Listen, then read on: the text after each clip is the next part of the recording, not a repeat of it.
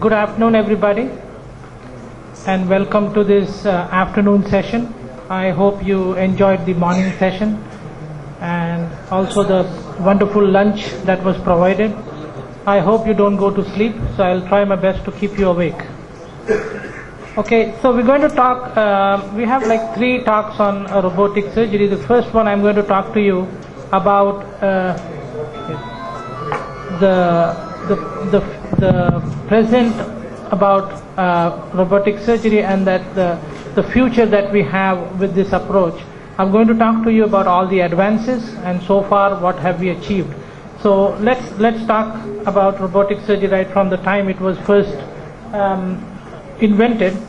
The word robot actually was first used by a Czech playwright called Karel Čapek in 1923. Actually, the word robota, which was used in one of his dramas, is basically means drudgery. And in the 20th century fiction, robot basically range from friendly companions to the vicious predators that we see in all the movies. Basically, when you see a robot, basically it's either trying to help the human race or it is destroying everybody. So you have seen the use of this robot all the time in automobile industry. You see how the parts of the car are manufactured. It can repetitively do the process with precision, keeps doing the same thing again and again, and you get kind of a precision work with the robot. So in pharmacy and in automobile industry, it has been used for repetitive tasks. If you look at these drawings, it would be kind of hard for you to believe that these drawings were first made by a guy called Da Vinci. He was an artist and he made these drawings about a robot. That was in about 1495. If you look at those pictures and look at the present robots, they're pretty close. So, I mean, it was amazing that this guy had such imagination at that time about how a robot should look. From that robot to this machine that we have, it has got all the arms, it has got a monitor, and then there is a console with that. So from that to this machine, which is called as the Da Vinci S robot, it is kind of a great evolution. So how did the process of this robot start? Basically, it was first envisioned by a guy called Phil Green from the Stanford Research Institute. The Defense Advanced Research Project Agency, DARPA, was the one who wanted to make this robot. The reason why they wanted to make it was, they said that they can't get those surgeons that they needed for the war injured. They needed lots of surgeons to operate on those guys. So they wanted to find out a way where they could make use of these surgeons remotely, but get them to perform surgeries on these injured patients through using the robot. That's where they got the funds and they started to research on it. But in the middle, this project was taking too long, too much of money, so they scrapped the project and it was shelved by the DARPA and NIH together. But during the Cold War phase, the guys called Fred Moll and Rob Young, who were trying to dig through the records, they looked inside and what they found, oh, this could be used in commercial usage. We could use this on our clinical patients. Okay, it may not be a good project for the war injured, but at least we could use it in our clinical commercial use. So they started looking at it and in 1995, they funded the Intuitive Technologies and they licensed it. So the first robot or the lab system that they used was called Mona, and it was first used in 1997. In 2000 was the first time the FDA approval for Da Vinci came. So it was only 2000 and it's now 2013, and we'll see how much it has advanced during this period. So in the mid-19th century, you can remember these operating rooms where the surgeons are standing and there used to be a gallery from where all the other trainees and other people could watch the surgery. From there, we moved into the minimal invasive era where you can see that there is one little cart with the little monitor and we're doing laparoscopy, cystoscopies using this approach. Soon, with the Da Vinci, now the surgeon is no longer next to the patient. He is sitting on the console over here, and the patient is here on the table where the robot arms are placed on the patient. So what does it bring to laparoscopy? Everybody was doing laparoscopy before the robot came in. So there are some things that it brought to us. One of the most important things that you got with the Da Vinci robot was the 3D vision. As soon as you sit on the console and look inside, wow! Everybody says that as soon as you see the picture quality, because you don't get that in 2D laparoscopy, but you can get excellent picture quality. So that's the first thing that wows people as soon as you look through the console. So if you look through this console, you get the 3D visions provided by this fantastic optics. And if you look at the picture quality, the HD picture quality that came with the Da Vinci Si and then Da Vinci and then the Da Vinci Si, you can look at the phenomenal picture quality it provides. I hope the picture is coming the same there. Can we switch off this light so you can see better?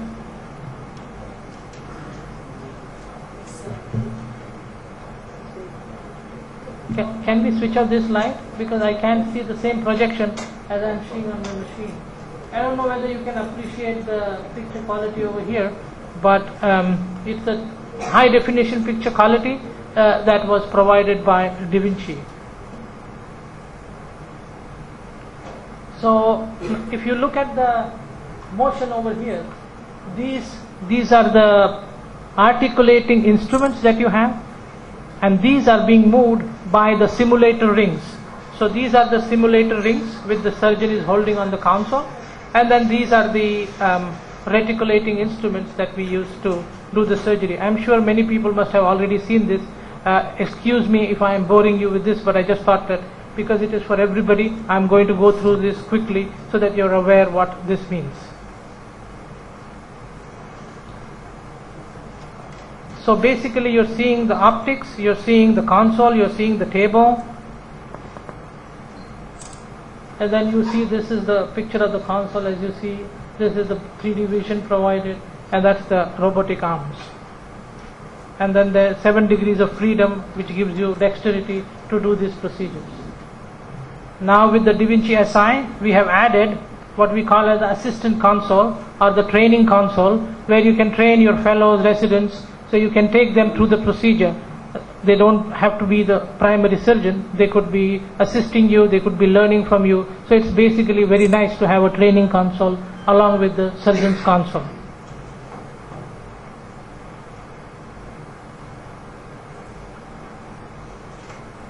Again the same, if you can look at the pictures you understand what I mean. So basically this is what you're seeing through the surgeon console, and this is the simulator rings which the surgeon is moving while these instruments start moving with that. And then you can see the precision instruments that are available. This is just to compare the precision instruments. It's a 1 cent coin, and you have this little tiny instruments that are going in the patient that help you sewing.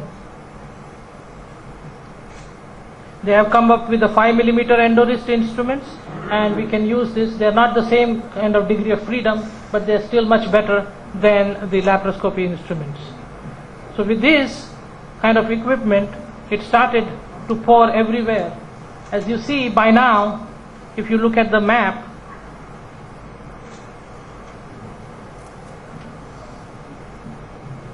robots started to come in United States. Initially, there were very few, but as you keep on going, the number of robots have multiplied. So by 2012, you will see how many robots have already come into service and the procedures that have been done with these. So by 2012, this is the density of robots. And now if you look at the entire world map, I don't know whether you can read very clearly. The lighting over there is not the best. Somehow it has changed all the colors on the projector there as compared to what I see here. But there are about 1878 robots in the United States, and in India we have already got 21. I don't know where they are, but I can tell you that you have 21 robots in India. Of the 191 in Asia, 21 are in India. Okay, now how does this work? You can say, okay, you are talking about a robot, it does the work, but how does it really do? Is it really a robot, or it is something else? It's basically what I call as a master-slave relationship. Basically, you are doing the work and it is getting transmitted through to the robot with the robot arms through the transmitting cables. So it's a basic simulation that you're doing whilst it gets transmitted into patient's in movements inside the patient's belly.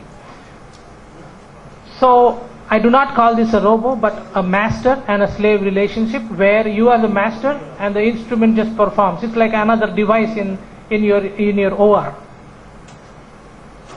I might ask you a question here, like if you say, what is the most important part of the stethoscope?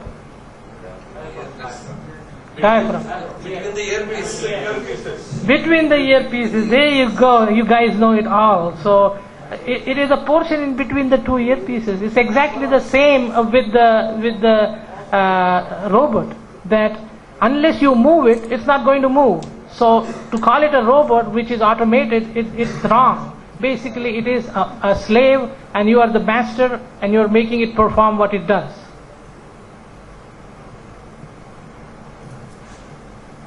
Okay, now you can see a little video.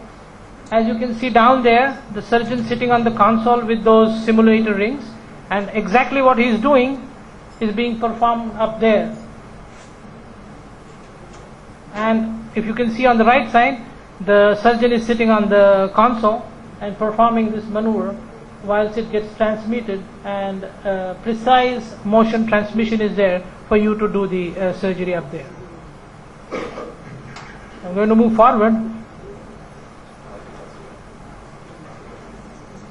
So from the 2000, when we first had 3D vision, endowrist instrumentation and intuitive motion, most of the robots were used for prostatectomy. Thereafter, we got the 3D vision, which was HD with the 720p resolution, and a multi-quadrant access was available. So they started using it for hysterectomies. And then subsequently now we have the Da Vinci Si, which is the latest system, and you have the enhanced HD vision as before. They have added a dual console which you can use as two surgeons sitting together, and it is being used for general surgery, and upgrade is easily now possible.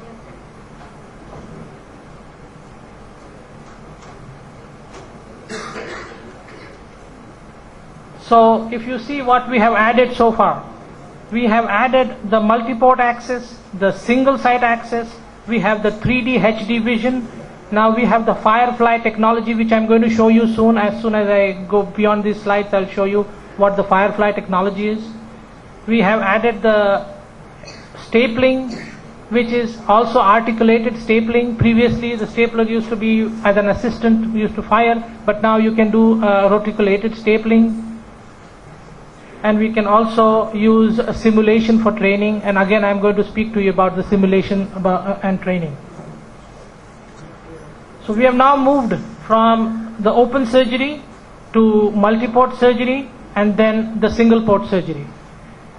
The advantage with the robotic single port surgery is that you know that when we do single port surgery our hands cross, but in the robot, even with the crossed hand, what we call as the chopstick maneuver, we can change the documentation of the hand. So we can say, okay, the left hand can be changed to a right hand and the right hand can be changed to a left hand. So the computer will change the hands for you. You're still sitting in the same position, and the computer will change the hands. So you're not feeling the crossing of the hands that you feel with single port surgery. So it takes away that from you, and it is a real advance.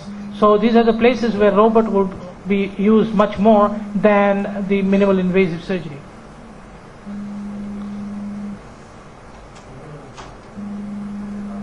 So now you can see the robotic single port system. This is the two ports that are crossing. These are metal tubes that they have made, and this is your single port. So this is your port over here, and you have a 3D vision which is an advantage. You have curved instruments which go through these curved sheets, and then the angle that you need can be achieved by crossing these instruments. So the two arms then don't hit the camera arm. So the two arms can be separated with an angle during single port surgery. And then you can name this as your right arm and this as your left arm as needed by the changing it with the robot computer attributes. This is a small example. They are doing a sample cholecystectomy on a model, and this is being done by single port robotics. It's a porcine gallbladder. It's been just loaded as a dry model, and you can see how the hands have been placed widely just because of the crossing and then renaming of the hands. So you don't feel any clattering, no clashing of hands like would happen with a single port surgery.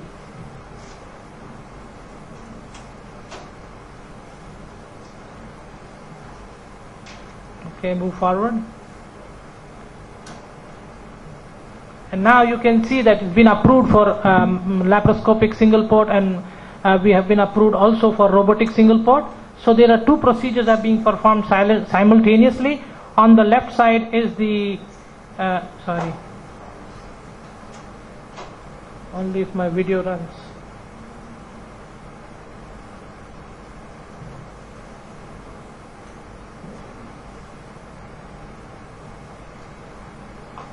Oh dear. I'm sorry, but there's a problem with these videos. They were running fine before, but somehow they don't seem to run even on my own laptop. So I'm sorry for this. So otherwise, on the left side, they were showing how we were doing a single port, a laparoscopic cholecystectomy versus a robotic cholecystectomy, and you could have seen the difference between the two and how the clashing of instruments and clamping is avoided by doing it robotically. And now they have started to develop advanced single port surgery instruments. The instruments look like the Notes procedure instruments, where you put a single port and all the instruments that come out like the gastroscopy instruments, and they will have their angulations they can control by the robot. These instruments, when they come in, they will beat all other instruments. So here you have this is as the light source, which you see the light source. These are the three arms, and they can perform surgery with this instrument and needing nothing else but this. They have also developed flexible systems like this, which were like can be used through the oral route or the anal route, and you can go transgastric, transvaginal, or transanal to use these instruments into the patient with no scars. There will be another video which, if it runs, I can show you that the single port advanced instruments can be used with the light. Now you can see the light is coming out from the same source, and all the other instruments like the two arms, it's like a crab working inside the belly. So if we get these kind of instruments, then robotic surgery would be a real advantage. You can see how the light is being provided through, it's all coming through one instrument.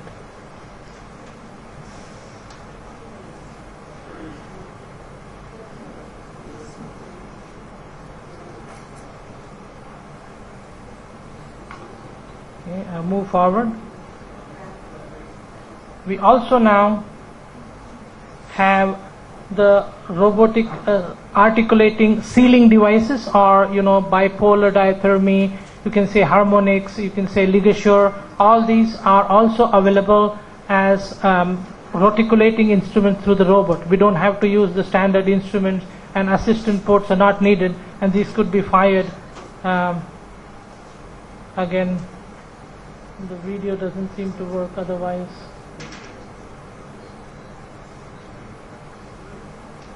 Okay. Similarly, we have roticulating staplers, which can be again robotically controlled staplers. They are roticulating devices, and again the video is not working, so maybe I'll try it at the end of the thing to show you these videos. But these are again roticulating instrument, and they don't have to be used with the assistant port, but you can use it with the robot, and all the roticulation is done through the robot. And it has an advantage because you can maneuver them in very small locations, small areas, and you get the advantage over the conventional laparoscopy staplers. They are useful in colorectal, bariatric and thoracic procedures.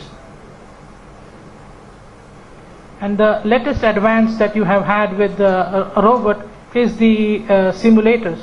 Now you know that training is such a big issue with the robot, and credentialing is also a big issue. So they have come up with these simulators which are quite real, and you can use this simulator to practice and learn before you go into doing any robotic animal or human surgery. And there is scoring system. Again, I don't know whether you can see it well, but there is a scoring system. This is involved with this, and you can give scores to the residents and trainees before they can even try doing anything on human. This is another of those simulator videos, and I'm sorry all my videos have stopped working again, but at the end of the talk I will show some of those videos if they can be obtained from the main file. Again, this is a simulator, and this simulator can be used to practice before you do the surgery. This is what we call as the Firefly technology. Again, I would not be able to run these videos, which is a shame, but I will go back and run this. But what it is basically they have added a fluorescent technology in which you can put iodocyanin green as a dye into the blood vessel.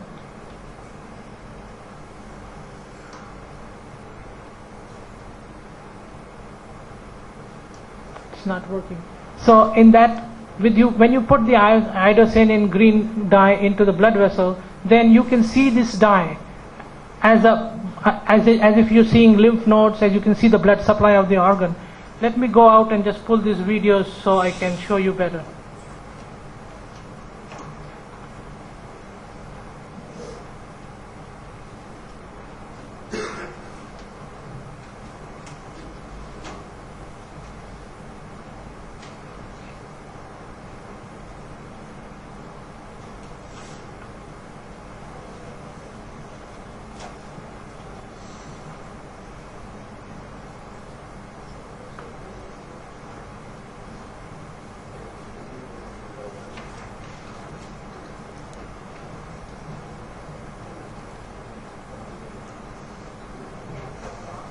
You can see the lap single port gallbladder versus Da Vinci single site gallbladder, and you can see the clinging, the two instruments. See how much you have the dexterity of movement and the better vision with the Da Vinci as compared to the single port laparoscopy.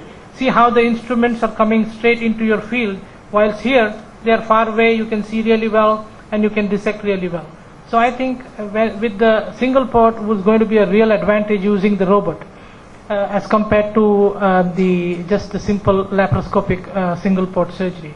For other procedures, you can maybe perform the same procedure with the laparoscopy much faster than the robot, but with the single port surgery, I think robot is a real advantage.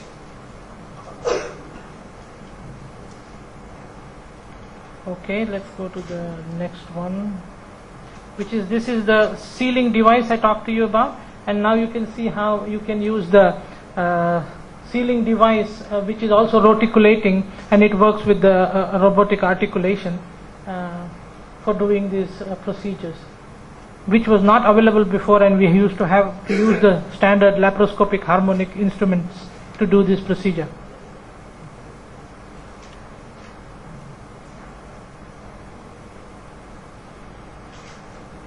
Okay, at least these it run. Okay, and now you can see the roticulating stapler and see how you can move it with the robo.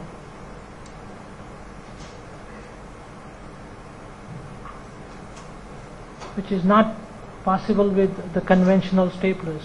See how what angles can be reached with the robot as compared to what you can do with your roticulating staplers.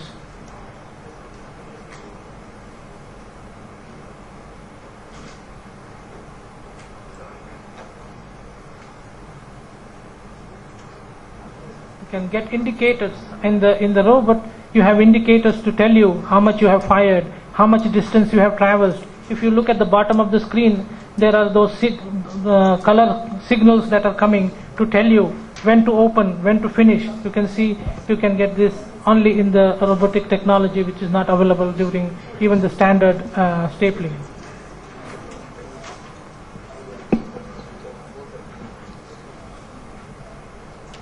Okay, and now we can see the simulators that are available. You can see how these simulators are very close to real, and you can get this experience before you do a procedure. I mean, there are several surgeons who perform robotic surgery. They sit on these simulators and perform this procedure several times before they go on to the human. That way they say that their performance is much improved while going to the simulator first.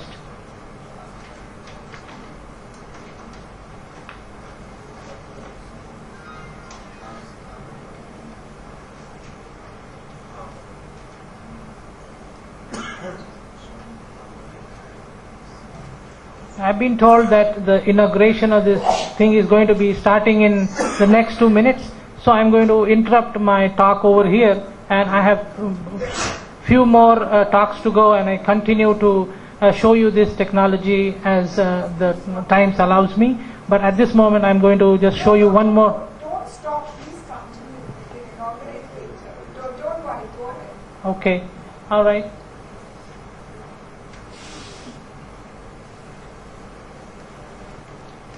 So I think you got a hang of these simulators, how they help you do the procedure before you do the surgery.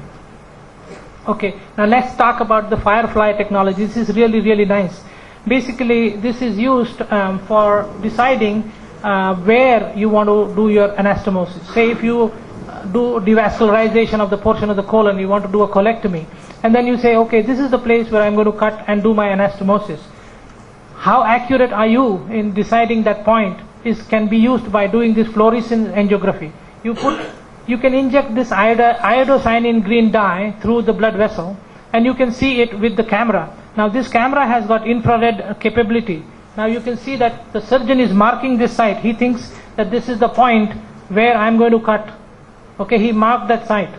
And then they use the iodocyanin green to inject into the patient, and then infrared light is used to look at the picture. And you see the green color is very well seen, that the green color is only up to here. So that's where your limit should have been, but in fact you cut here thinking that's where the place for your anastomosis is going to be. You thought the vascularity here was good, but with the dye you were able to see that actually the vascularity wasn't good there, and you could have had an anastomotic leak if you would have done the operation over there.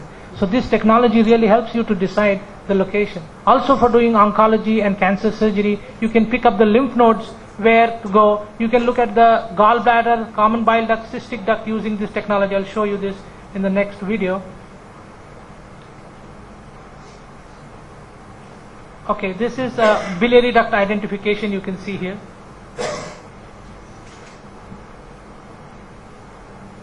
Look how well you can identify the bile duct, the common bile duct, the hepatic ducts whilst doing surgery. So the chances of getting onto the CBD or anything is very, very small when you can identify the structure so well with the card. And then you can see it with standard light, and you can superimpose these pictures on each other and avoid injuries to patients. Similarly, if you want to do a lymph node biopsy, the same iodocyanin dye can be used.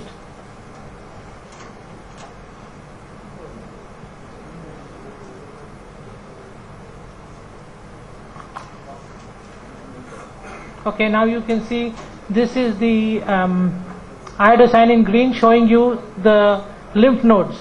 Again, see the lymph nodes that are involved by cancer. You can inject this dye and you can detect this lymph node by this technology. So it's an exciting field where robot is going to help you with advanced technologies which were not available so far, and maybe that's why we have a role for this kind of surgery as compared to just doing simple minimal invasive surgery.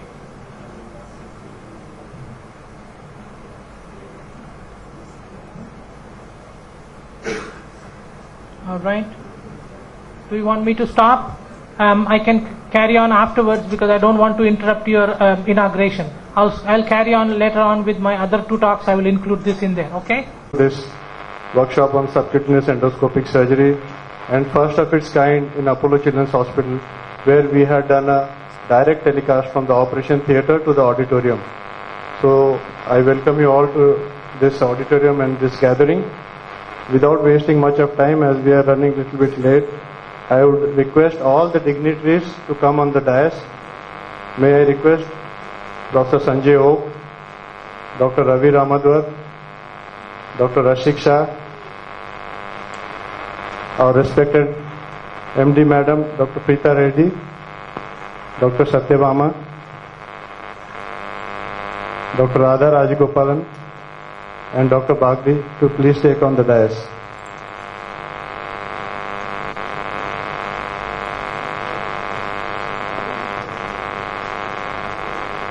The workshop from the morning. I'm really grateful to Dr. Ashwin Pimple, who has come all the way from, he rerouted his program when Prakash wrote to him. Actually, the credit goes to none other than this PESI IAPS group of India, where Dr. Chandrasekhar 2 years back invited Dr. Ashwin to Hyderabad, and that started the chapter of cell surgery in India, because after his trip to Hyderabad, that conference, a lot of Indian pediatric surgeons, especially Dr. Agarwal from Jabalpur and then doctor from Jaipur, they all started doing, and we at Chennai, Prakash first started it off in, we've done about 2-3 cases. Then when we presented our material to Madam, she said, yeah, it's quite good, and there was born the seeds of this conference, the workshop on cell surgery, what we call the hidden subcutaneous endoscopic surgery.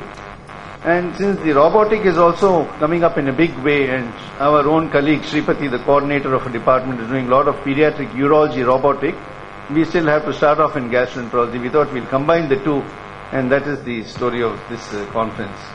So with this, I really invite today our guests who come all the way. We really thank you. They've all traveled and responded to our invitation right from Kashmir to Kanyakumari and from Bombay to Bengal. We've got guests coming all over to attend this one-day workshop. Special word of praise for Dr. Ashwin, Dr.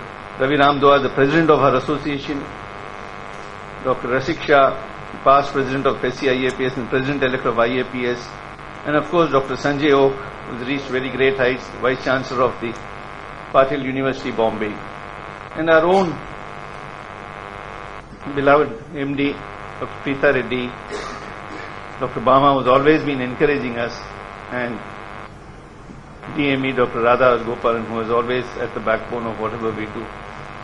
Invite all our delegates, without whom this conference is never a success. Quite happy that 70 to 80 of us have come, and really very happy and really wholeheartedly invite all of you for this wonderful CME workshop on robotics and cell surgery. Thank you. Can we give the bouquet to Dr. Ashwin Pimpalwar?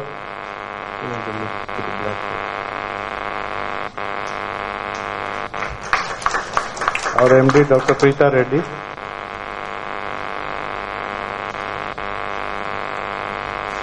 Dr. Sanjay Oak.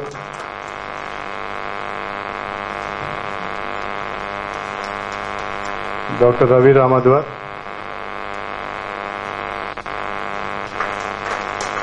Dr. Rashik Shah, Dr. Satyabama, Dr. Radha Rajagopalan.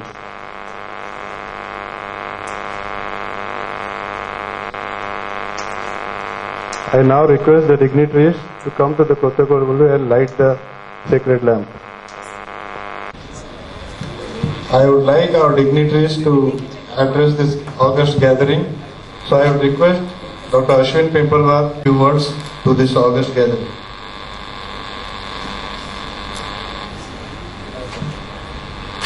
Honorable Reddy Madam, dignitaries on the dais and dear friends. My mind goes back to 1999 when 2 youngsters joined the department which I headed.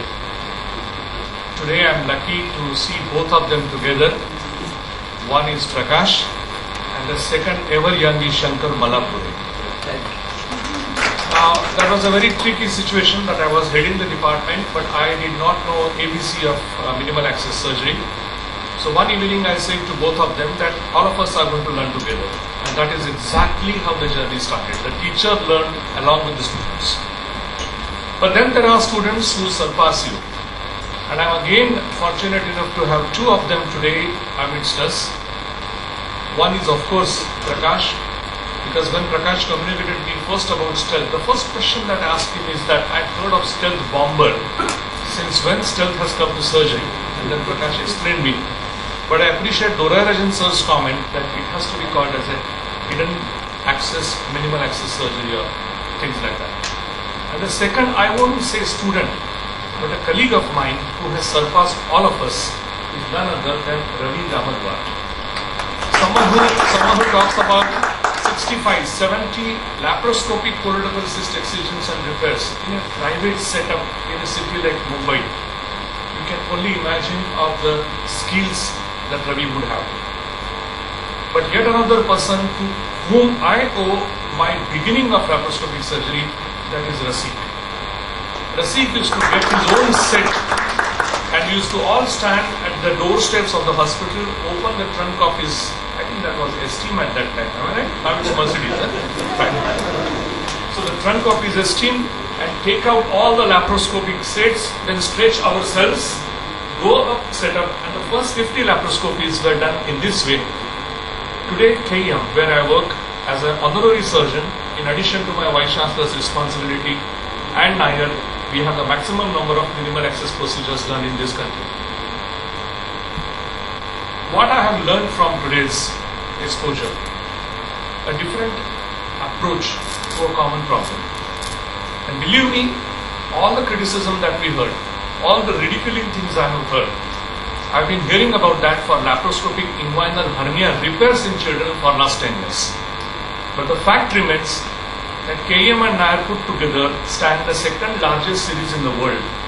And we are now analyzing our results post 10 years of laparoscopic hernia repairs and the merits and demerits of various approaches that we have taken.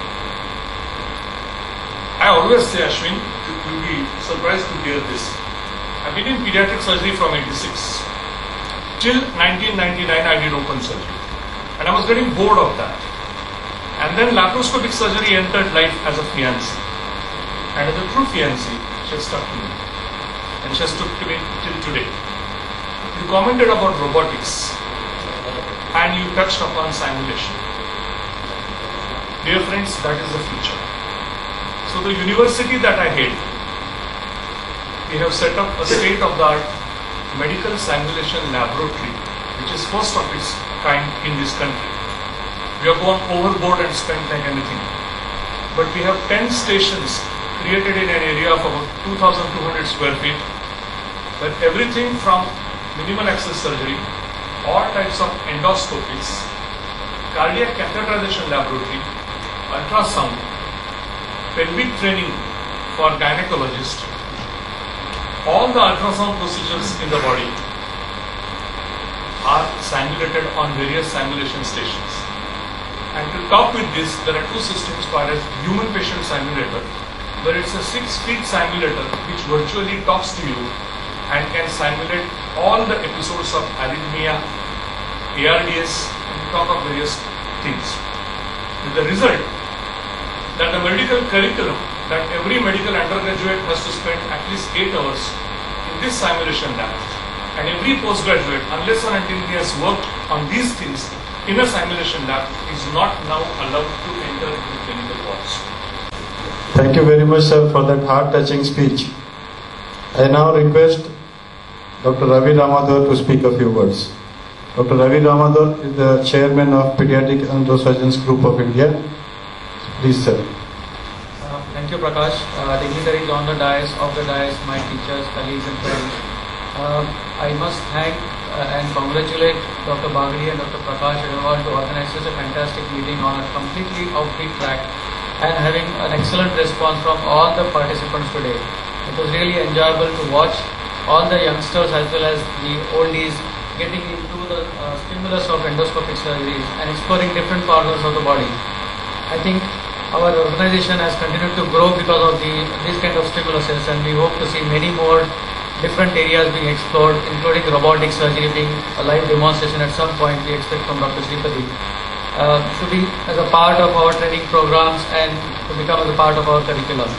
I congratulate all of you and wish you all the best. Thank you. I invite Dr. Rashik Shah, who is the elect President of Indian Association of Pediatric Surgeons, to speak a few words. Dignitaries on the dais and off the dais. I think last 7-8 hours over here, everybody has done something. What was told earlier, all this started from Hyderabad PESI conference, and today we have, I think, quite a few pediatric surgeons have done 1 or 2 procedures using this technique, and Vikesh and Prakash has done quite a few of them. And after attending, 70 delegates looking at these videos, live demonstration, I am sure many more will start doing, and we may have big cohort in next few years where we will be able to refine this technology. And the credit will go to both of you, Dr. Bagri and Dr. Prakash Agarwal.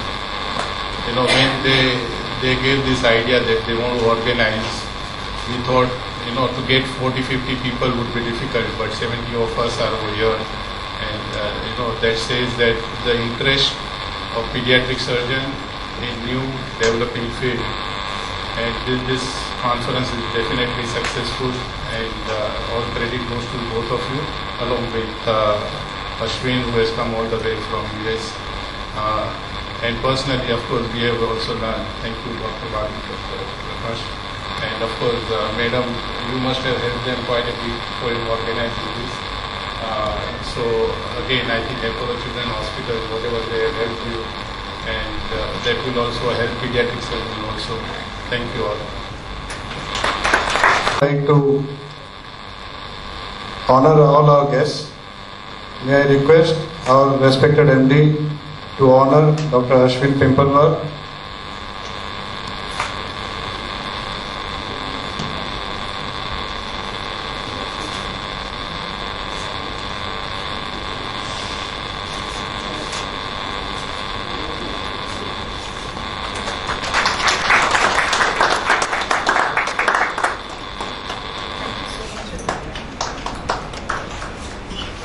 Thank you, ma'am. May I request our Director of Medical Services, Dr. Satyabhama, to kindly honor Dr. Sanjay Oak.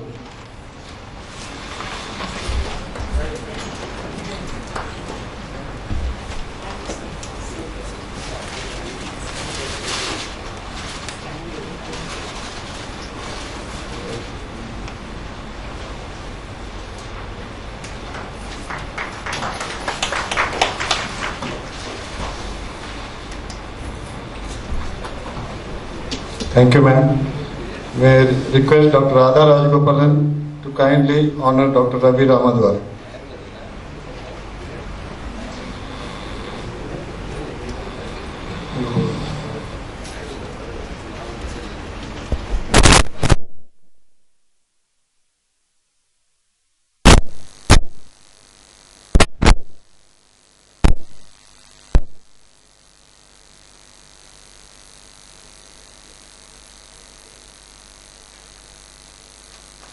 Thank you, ma'am. I request Dr. Sripati to kindly honor Dr. Rashik Shah.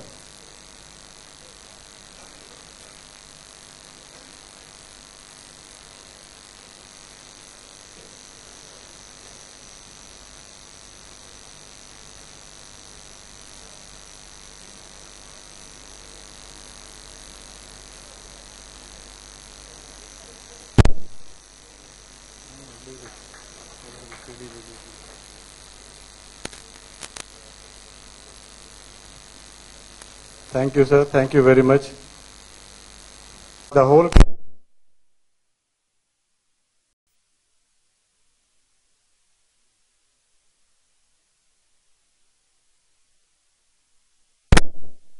in all conferences. Like we have tried to release the CD of all the operative sessions we did today. We are bringing it out and giving it to all the delegates who have participated in the conference, which is not happened in any other conference. Thanks to all your support, ma'am. I would like you to release this CD, please, for us.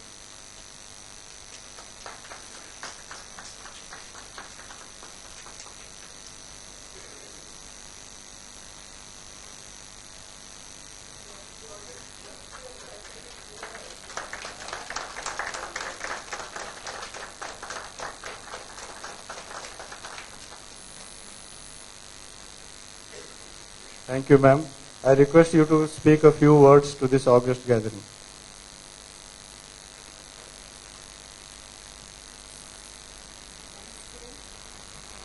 I'd like to start by saying that sometimes things which are very small are actually very significant.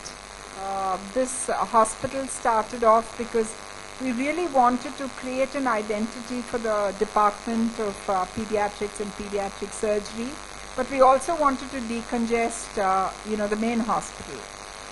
It was a very small space, and I honestly never thought that this little hospital, literally this little hospital, would rise to a level where we've got people who, in their own sphere of activity are doyens. People who are so senior and who've achieved so much would even come to this little hospital and share their knowledge. So thank you all so much for being part of this, because when you come and set your feet or spend some time at Apollo, you become part of the Apollo family. So thank you for being so generous with your knowledge, with your time, and for taking some time off to share this with everyone. Dr. Oak's saying, of course, was fantastic. I'm not even trying to match him in his knowledge of ghazals or speaking. But there is a very famous saying which says that you actually don't know what you don't know. And I think for all of us who are in the job of either managing or administering or simply supporting the clinicians, it's a huge knowledge game for us. Because, we try and we visit the best centers. We visit Cleveland Clinic and Mayo, and next week I'm off to UPenn. For us, it's always a learning, and to try and see that we should bring back whatever's the best in class to our own country, to our own sphere of activity, to our own hospitals, and then try and monitor that the outcomes which happen are really the best in class. And I think that's the role which a lot of people like me do. And I must say that we enjoy that activity. We really enjoy what we're doing. Having said that, I think it's so important for us not to be like ostriches and, just stay and think, okay, we're the greatest and we're the best and we're doing fantastically well, because it's actually a big world out there. And the amount of progress which healthcare is making, the amount that science is actually impacting the way clinical outcomes are happening is phenomenal. There was a time where engineering and medicine, there was like a huge wall or a huge divide. And today you're talking about simulation centers, and then you're talking about stealth and robotics and minimally invasive. And all this happens because the engineering is so good. And tomorrow, the surgeon's hands have to be maybe even more agile than what it was.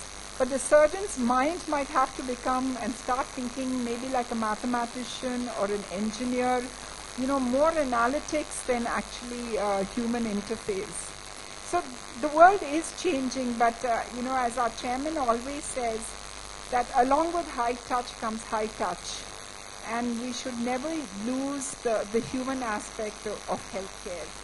And I think that just because we build hospitals like this and we have interactions with very senior clinicians globally, Dr. Ashwin's come all the way from the US and the rest of them have come from Bombay. It's not easy to, catch a flight, come here and share your knowledge. And that goes to say that at the end of the day, the end game is the same. that we really have the patient's interest at heart, and that's why we all get together, try and see how we can do whatever we're doing, but do it even better and learn from each other's experience. So more than inaugural speech or whatever I've been asked to do, let me tell you that mine is actually a thank you speech.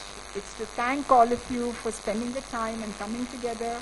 It's to thank organizers like Dr. Bagri and his team for putting this whole plan together, and of course to thank the support system, the silent heroes in the background who support all the work and the activities which goes on. So thank you all again for being here. I hope you find it very useful. And I must say that the team at this hospital has been fantastic, because every month there is some superb CME or the other. And I was telling Chairman I was coming here, and he said he will also drop in. And he said, my God, that pediatric hospital, there's so much of learning and teaching activity going on. So keep up the good work, and God bless. Thank you so much. Director of Medical Education, Dr. Radha Rajagopalan, to speak a few words.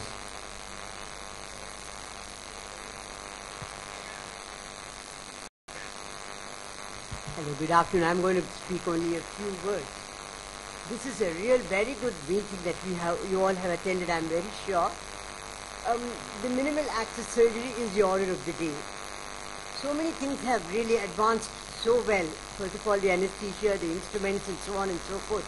But I must really say that we, we've seen Dr. Bagri with us from a very, very long time, and in spite of having been trained as a pediatric surgeon right from the beginning, he gets into all the latest modes as soon as possible. I'm very proud of him. We are very happy that he has started with the laparoscopy much earlier than we thought, and he has also started his surgery that we are doing it for the head and neck and all that. It's really very good, and I'm very thankful to Dr. Ashwin, who has come all the way from Houston, and all the other delegates who have come from, as I said, from Kashmir to Kanyakumari maybe, and then from Gujarat to West Bengal. A lot of the senior surgeons have come, and we all have honored our hospital. We are very happy, and I'm happy to be part of this program.